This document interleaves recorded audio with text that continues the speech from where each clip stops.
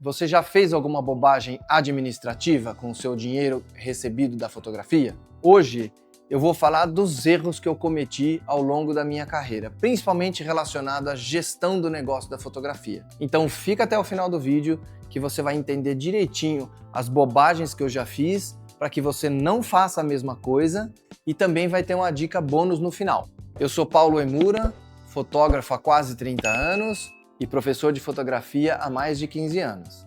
Uma das coisas mais comuns que todo mundo faz é, em qualquer início de negócio novo, seja o cara que abriu uma lojinha, nós fotógrafos, o dentista, não importa, começou a carreira, geralmente a gente comete esse erro, que é não separar as finanças profissionais das pessoais. Ou seja, eu pego tudo que eu faturo e gasto comigo. Isso é um grave erro. E por que é um grave erro? Porque a gente tem que pensar o seguinte, principalmente nós que somos prestadores de serviço. Aquele dinheiro que entra, a gente parece que ele é todo nosso. Então eu fiz um trabalho de R$1.000, eu coloco os R$1.000 no bolso e tá tudo certo. Mas a gente tem que ficar atento porque não é assim que funciona. Uma pessoa que tem uma lojinha, por exemplo, de doces, ela vai lá comprar bombom, bala, biscoitos e tal, vai gastar X para comprar, vai vender por Y,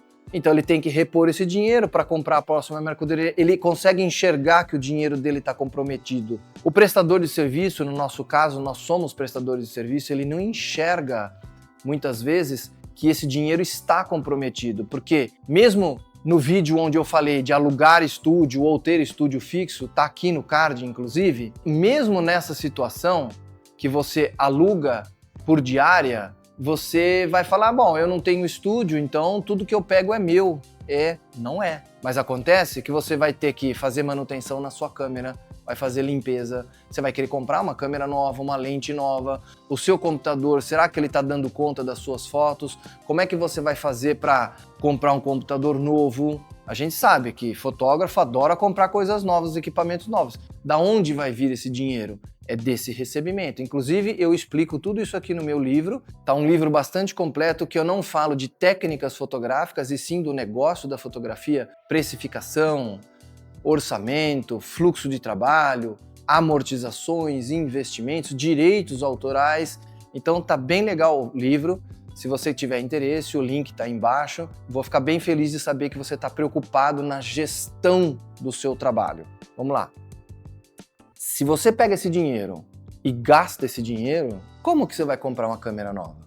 Em que momento você vai trocar de lente? Em que momento você vai, se você tem até o pensamento de ter um estúdio futuro, em que momento você vai ter dinheiro para ou fazer um aluguel de um espaço fixo, ou mesmo até o básico, que é ter fluxo de caixa. Então preste atenção, porque eu cometi esses erros lá atrás. A gente começou, eu já tenho quase 30 anos de carreira, a gente começa muito novo e às vezes a gente não tem uma base profissional, uma maturidade profissional para que a gente entenda isso de uma maneira mais profunda, porque, é claro, dinheiro seduz. Dinheiro na conta corrente, então, seduz mais ainda. E aí parece que esse dinheiro é todo seu, mas não é. Então, uma das primeiras providências que a gente pode fazer para separar isso é ter o CNPJ, abrir uma conta corrente com o CNPJ e assim, entrou o dinheiro do pagamento, você põe lá. Separe o seu dinheiro físico, um X por mês, e você vai viver com aquele mês. Tá tudo explicadinho aqui no livro. Aqui eu não consigo me aprofundar mais sobre isso, porque a gente tem que falar de tantos outros erros que eu cometi na carreira e que provavelmente, se você não ficar até o final do vídeo, você vai cometer também, porque são erros comuns. Outro erro que é um dos mais comuns que eu ouço, e eu realmente fiz isso durante algum tempo da minha carreira, até entender como a coisa funcionava e passar a adotar práticas que eu não me ferrasse na hora de precificar, que é precificar o seu trabalho de fotografia com base no seu colega. Com base no seu colega. Entrou um trabalho aqui, ô fulano, quanto você cobraria para fazer um trabalho assim, assim, assado? Ou, na minha cidade aqui todo mundo cobra o casamento tanto. Mas entenda, cada fotógrafo tem uma realidade financeira diferente, tem um momento de conhecimento diferente, tem conhecimento técnico diferente, vai fazer uma entrega diferente. Então assim, mesmo que na sua cidade todos os fotógrafos de casamento cobrem X, será que esse X é o suficiente para você viver? Você tem 3 filhos, o outro é um menino de 18 anos que mora com os pais. A realidade financeira dele não é a mesma que a sua. Você não pode comparar nesse ponto. Você tem que saber quanto custa o seu trabalho, colocar a sua margem e o seu portfólio, que também tem um vídeo aqui no canal que eu falo de portfólio, tá aqui no card, também vai ajudar a pontuar o seu trabalho. Quem vai dizer se o seu trabalho vale X, Y ou Z é o seu portfólio, é o seu profissionalismo. Ah, você demora 3 horas para atender uma mensagem de WhatsApp porque eu não tô afim, eu não gosto de WhatsApp, encho o saco, aquele monte de mensagens. Bom, mas a gente vive de WhatsApp, como é que eu vou demorar para responder o meu cliente? O outro fotógrafo responde imediatamente. Então você já começa a perceber as diferenças e agregar valor ou não a essas coisas. E o cliente presta atenção nisso. Então, se você não tem uma atitude profissional, o seu trabalho não vai valer mesmo. Agora, se você tem uma atitude profissional e diferenciada dos seus concorrentes, por que o seu cliente não vai pagar o seu valor? Somos nós que estamos oferecendo o nosso trabalho, que temos que provar para o nosso cliente que vale X, Y ou Z. E não o fulano cobra tanto, eu vou cobrar tanto também. Então preste atenção em relação a isso, para você não cometer os mesmos erros, porque eu já fiz isso e eu comecei a entrar numa espiral de ficar ali, não sair e falar, puxa vida, isso não vale a pena, eu vou desistir da fotografia, até que eu entendi, até que eu estudei, até que eu fui buscar informações com quem entendia de administração de negócios, e falar, opa, tá aqui meu erro. E como que eu corrigi isso?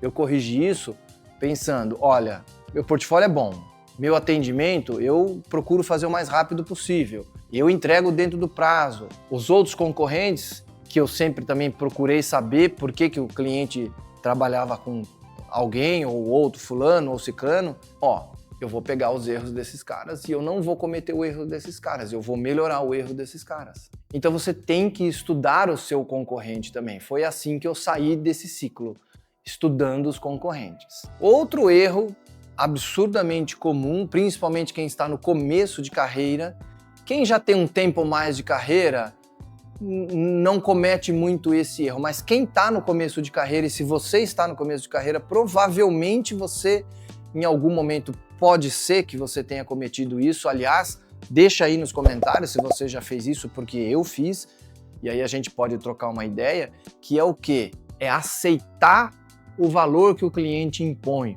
ou valor, ou condição de pagamento, ou qualquer coisa, aceitar as vontades do cliente sem saber se impor profissionalmente. Veja bem, não é ser mal educado, arrogante ou esse tipo de coisa que eu também já vi acontecer. Isso eu não cometi, mas eu já vi gente fazendo, que é ser arrogante. Não, o meu trabalho vale tanto, o meu preço é tanto, problema seu. Não é assim que funciona, né? A gente depende de venda. Vender não é um processo fácil, é um processo que exige muita técnica, exige muita atenção, a gente precisa ficar em cima da venda para que ela aconteça, mas você não pode se sujeitar a tudo. Então, por exemplo, existem empresas que falam assim, tá bom, eu só pago em 60 dias. Tá, é a sua regra, né? Então, mas a minha regra é, quando eu recebo em 60 dias, olha, o trabalho era 5, só que como eu vou receber em 60 dias, o trabalho é 6, é 7, sei lá, quanto que você vai calcular para pôr, aí depende da sua realidade.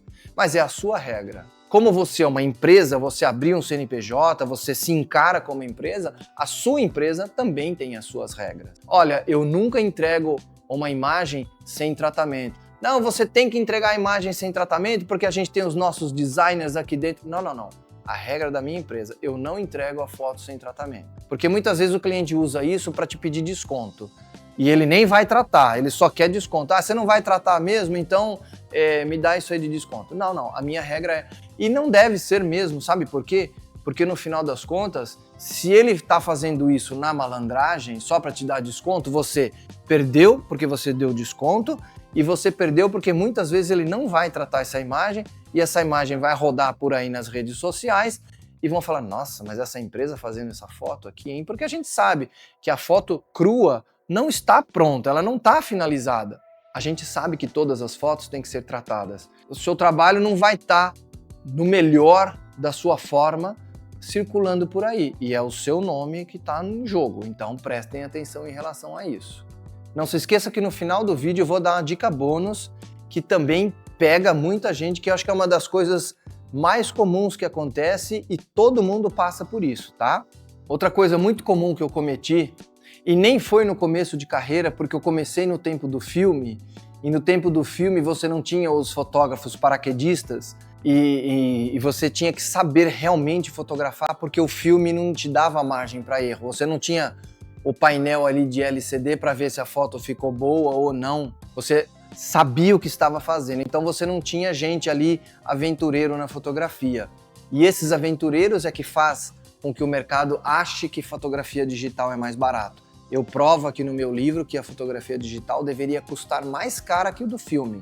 Mas voltando aqui, lá no tempo do filme, como você sabia o que estava fazendo e o cliente quando te procurava, você não precisava fazer muita divulgação, você batia na porta das pessoas com a pasta debaixo do braço e as pessoas te atendiam. Hoje nem te atendem mais, eu nem tenho mais pasta física, eu só tenho meu site e minhas redes sociais. Mas o que acontece? Eu peguei a transição do filme para o digital e junto com a transição do filme para o digital vieram as redes sociais. E eu demorei para fazer meu marketing pessoal. Eu caí nessa e eu me lasquei. Eu realmente, hoje em dia, eu sou bastante ativo nas redes sociais, tenho aqui o canal do YouTube e tudo mais, mas eu demorei para engrenar, então não cometa esse erro. Mas, ao mesmo tempo, não também divulgue aquilo que você não é. Não minta no seu portfólio. No vídeo que eu falo de portfólio, que eu já indiquei o card aqui, eu falo claramente sobre isso. Não minta no portfólio, porque se você digamos que você fez ali, montou um portfólio com a ajuda de alguém experiente e aí você montou um portfólio incrível, mas você não sabe fazer aquilo sozinho, você vai se lascar uma hora, porque o cliente vai olhar e vai falar, tá, ele vai te contratar por causa do seu portfólio. Seu portfólio é seu currículo. Então ele vai te contratar e aí você não sabe fazer. E naquele dia que você pegou o trabalho, você até imaginou, tá, eu vou fazer junto com a pessoa que me ajudou a montar o portfólio, mas aí essa pessoa não está disponível para você e você se vê sozinho, porque isso vai queimar seu filme. Faça a sua divulgação nas redes sociais, mas façam com o que é real, com o conhecimento que você tem atual e vai galgando pouquinho a pouquinho, vai mostrando o seu trabalho, vai mostrando a sua evolução, as pessoas gostam disso e aí fica bem legal. E antes da dica bônus, eu tenho um outro erro que é bastante comum e isso está ligado diretamente ao fluxo de trabalho, que muitas vezes a gente acha que a gente dá conta de tudo. Ah, eu fotografo bem, eu sou bom de Photoshop, eu sou rápido, eu consigo trabalhar 16 horas por dia, então eu vou lá, faço a sessão, termino, já vou pro Photoshop e fico até as 2 horas da manhã. Cuidado, esse é um erro, eu já cometi esse erro também, principalmente quando eu era mais novo. Porque a gente tá com gás, a gente acha que faz, o que vai acontecer? Você faz isso uma vez, 2 vezes, um trabalho pontual, ok, sem problema nenhum. Mas se isso vira uma rotina, ninguém que trabalha 16 horas por dia, depois de um certo tempo, vai estar bem no dia seguinte. Ou você vai estar mal-humorado, ou a sua saúde vai estar prejudicada, ou o seu raciocínio não vai estar o mesmo, você não vai estar afiado, você vai cometer erros. E nessas, né, na verdade, a qualidade do seu trabalho começa a cair. Então, assim, se eu vou fazer uma sessão de retrato corporativos que tem 5 fotos para tratar, ok, eu mesmo trato. Termina a sessão, você entrega essas fotos no mesmo dia sem problema nenhum, mesmo limpando a pele e tal, tudo bonitinho, que dá um pouco mais de trabalho, limpa a sujeirinha da roupa, mas dá, são 5 fotos só. Mas imagina você que eu peguei recentemente um trabalho de 400 fotos, eu fiquei 3 dias na empresa fotografando todos os colaboradores. e a entrega era rápida. Você imagina eu tratar tudo isso eu sozinho, 400 fotos e tal, num prazo curto, sendo que eu já tinha agenda marcada de outros trabalhos, de outros clientes. Loucura, né? Então eu já coloquei o valor do tratamento no meu orçamento e terceirizei. A gente precisa entender que em determinado momento a gente vai terceirizar as coisas. Você vai falar, poxa, mas aí a minha margem diminui. Ela pode até diminuir, mas ela te abre espaço para você fazer o seu negócio. O seu negócio é fotografar, não é tratar imagem. A gente tem sempre que ficar de olho para não cometer esse errinho, porque isso te tira do seu negócio, que é passar muitas horas tratando imagem, do que passar muitas horas fotografando. O seu negócio é fotografar e não tratar a imagem. Se você está passando mais tempo tratando imagem ou fazendo outras coisas de pós-produção ou não relacionadas à foto em si, você não está fazendo valer as suas horas de trabalho como fotógrafo. Então a gente tem que ficar atento para a gente não cometer esse erro. E antes da dica bônus, eu quero que você me diga aí se você está curtindo o vídeo. Se sim, dá um like aí no vídeo, se inscreva e compartilhe esse vídeo com quem você acha que também está cometendo esses erros. Porque aí o canal cresce e eu continuo podendo ajudar as pessoas. É sempre meu intuito aqui no vídeo ajudar vocês. A dica bônus, e que eu também cometi, e foi um dos motivos que me fez escrever esse livro, que é justamente aquela coisa do o cliente fala assim, mas você entrega todas as fotos? Isso sempre me incomodou, até que eu entendi o porquê. Eu sempre me incomodou, eu sempre soube que não era para mandar as fotos, mas sem o conhecimento do porquê que eu não podia entregar todas as fotos, aquilo me incomodava, às vezes eu cedia, às vezes eu não cedia. Se você entende o porquê que você não pode entregar todas as fotos, você tem argumentos totalmente persuasivos e coerentes, inclusive para fazer o seu cliente entender que ele não tem direito a todas as fotos. Porque o cliente fala assim, poxa, você já fez a sessão, você não gastou rolo de filme, qual o problema de entregar todas as fotos? Todos os problemas do mundo.